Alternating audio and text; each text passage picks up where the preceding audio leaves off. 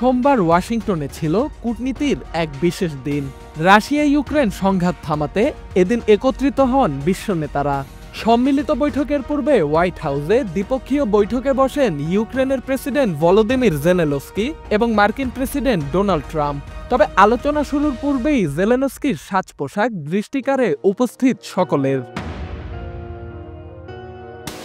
ফেব্রুয়ারির সেই বিতর্কিত বৈঠকের কথা মনে আছে? সেদিন সামরিক ধাঁচের কালো পোশাকে হোয়াইট হাউসে হাজির হন ইউক্রেনের প্রেসিডেন্ট, যা দেখে জেলেনস্কির প্রতি রুষ্ট হয়েছিলেন ট্রাম্প। সাংবাদিক ব্রায়ান গ্লেন সেদিন সবার সামনে বলেন, টি শার্ট পরে আপনি হোয়াইট হাউসের মর্যাদা নষ্ট করেছেন। আপনার কি কোনো স্যুট নেই? চরম অপমানজনক সেই বৈঠকের শেষটাও হয়েছিল হঠাৎ করে। দুপুরের খাবার না খেয়েই সেদিন বেরিয়ে যেতে হয়েছিল জেলেনস্কিকে। আর সেই ঘটনাটি হয়ে উঠেছিল বিশ্বব্যাপী সমালোচনার কেন্দ্রবিন্দু। কিন্তু সোমবারের দৃশ্যপট ছিল সম্পূর্ণ ভিন্ন।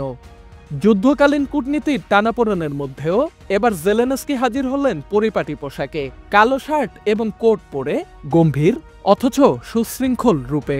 প্রশংসার ঝড় উঠল ওভাল অফিসে।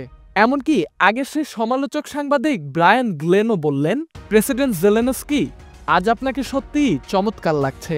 ট্রাম্পও তার কথায় সায় দিয়ে বলেন, আমিও সেটাই বলেছি। তবে পাল্টা খোঁচা দিতে